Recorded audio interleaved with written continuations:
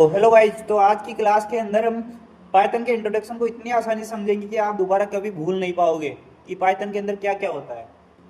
Python के की feature क्या है, पाइथन का इंट्रोडक्शन के अंदर पाइथन क्या है, पाइथन को किसने बनाया, पाइथन क्यों बनाया और पाइथन का यूज कहाँ कहाँ होता है, ये सब आपको इतनी आसानी से समझाऊंगा कि आप दोबारा कभी भूल नहीं पाएंगे। तो चलो शुरू करते हैं क्लास।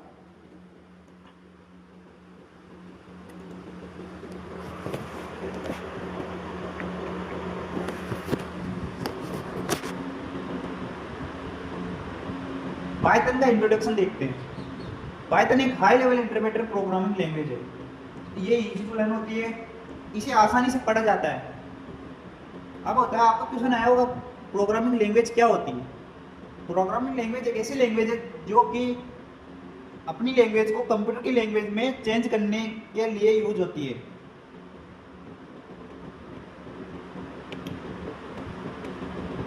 पाइथन को डेवलप गुडो वेन रोसम ने की थी। पाइथन की खोज 1991 में हुई थी। पाइथन को क्रिएट करने का मेन कारण ये था कि ये आसानी से पढ़ी जा सकती है, आसानी से समझी जा सकती है एंड इसको आसानी से सीखा भी जा सकता है, इसलिए ये सबसे मोस्ट पॉपुलर लैंग्वेज है। पाइथन के मेन फीचर है इजी टू ये लर्न होती है एंड ये फ्री एंड ओपन सोर्स होती है। ऑब्जेक्ट ओरिएंटेड प्रोग्रामिंग लैंग्वेज इसके अंदर आती है। हाई लेवल लैंग्वेज है, ह्यूमन लैंग्वेज यानी इसको ह्यूमन आसानी से समझ सकता है। इंटरप्रेटर लैंग्वेज है। लार्ज स्टैंडर्ड लाइब्रेरीज होती है इसके अंदर।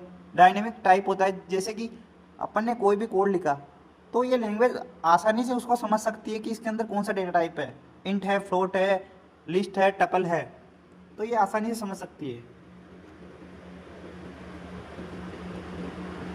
पाइथन के लाभ क्या क्या है। पाइथन बिगिनर फ्रेंडली होती है, बिगिनर आसानी से समझ सकता है। इसके अंदर कम कोड के अंदर अपना पूरा काम हो सकता है। फास्ट डेवलपमेंट हो सकता है इसके अंदर। लार्ज कम्युनिटी होती है, 1000 से ज़्यादा लाइब्रेरीज होती है इसके अंदर, इसीलिए इसका यूज सबसे ज़्यादा किया जाता है।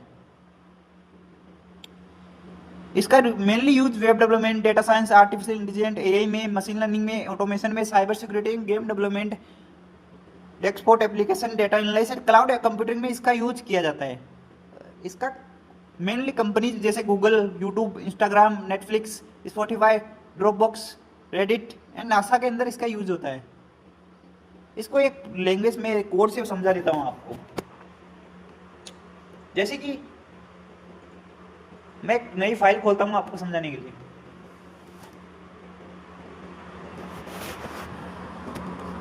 जैसे कि मैंने लिखा हेलो वर्ल्ड।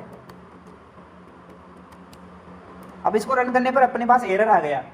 इस एरर का मेन रीजन है कि इसको कंप्यूटर नहीं समझ पाया। अब इस कंप्यूटर की लैंग्वेज हेलो वर्ल्ड तो है नहीं, तो इसको समझने के लिए अपन एक प्रोग्रामिंग लैंग्वेज का यूज करते हैं। अभी के लिए अपन पाइथन का यूज कर रहे हैं, वैसे बहुत सारी लैंग्वेज है।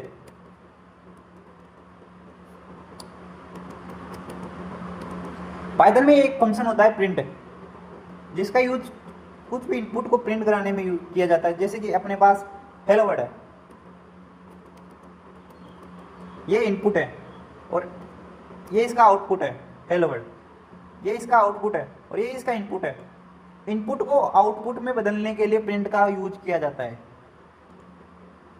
तो ये समझ में आ गया आपके। तो मैं आपको एक बार पाइथन के फीचर को आसानी से और अच्छी तरीके से समझाता हूँ।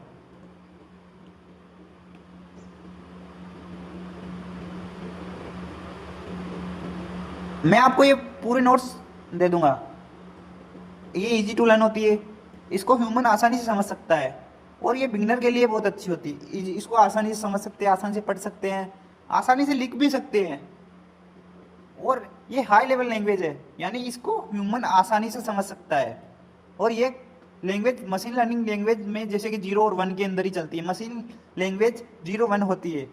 जो अपन कोड लिख रहे हैं उसको 0-1 में बदलने के लिए प्रोग्रामिंग लैंग्वेज का यूज किया जाता है। जैसे कि अभी अपन ने ये कोड लिखा, ये कोड सीधा तो कंप्यूटर के पास जा नहीं रहा, इसको पहले मशीन लैंग्वेज 0 और 1 में बदलती है, फिर 0 और 1 को कंप्यूटर के पास भेजा जाता है। उसके बाद कंप्यूटर समझ पाता है कि हाँ ये लिखा हुआ है। इंटरप्रेटेड लैंग्वेज, कोई भी कोड होता है उसको एक तो पूरे को एक साथ पढ़ के उसका मशीन लैंग्वेज में बदला जाता है, एक लाइन बाय लाइन बदला जाता है।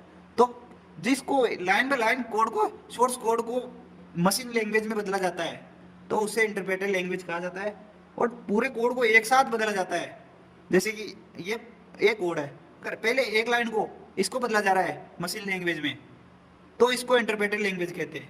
और अगर दोनों को एक साथ बदला जा रहा है तो उसको कंपाइलर कहते हैं। पाइथन के अंदर इंटरप्रेटेड लैंग्वेज का फंक्शन होता है जो कि बहुत अच्छा होता है, क्योंकि मान लो अपने पास फर्स्ट लाइन के अंदर एरर है तो वो फर्स्ट लाइन में बता देगा अपन को एरर है। और जैसे सी लैंग्वेज है उसके अंदर कंपाइलर होता है, उसके अंदर पूरे कोड को एक साथ चलाया जाता है जिससे कि अपन को पता नहीं चलता कि एरर किस लाइन में है। प्लेटफॉर्म इंडिपेंडेंट लैंग्वेज, इसको अपन विंडोज, लिनक्स एंड मैकबुक में भी चला सकते हैं। यह ऑब्जेक्ट ओरिएंटेड प्रोग्रामिंग होती है जिसके अंदर क्लास, ऑब्जेक्ट, इसके 4 मेन पिलर आते हैं जो कि रियल वर्ल्ड प्रोग्रामिंग करने के लिए यूज होती है।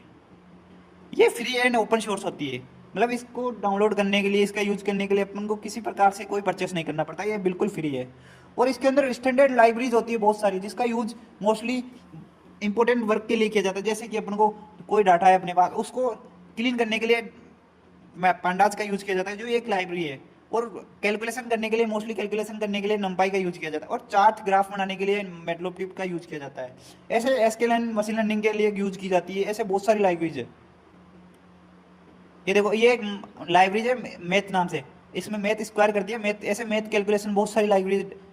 ये एक डायनेमिक टाइप लैंग्वेज है। अब देखो, ये नेम है, ये वेरिएबल है, ये स्ट्रिंग है। अब अपन ने इसको बताया थोड़ी है कि ये स्ट्रिंग है, इसने खुद समझ लिया कि ये स्ट्रिंग है, इसीलिए इसको डायनेमिकली टाइप लैंग्वेज बोला जाता है। तो आज के लिए इतना ही।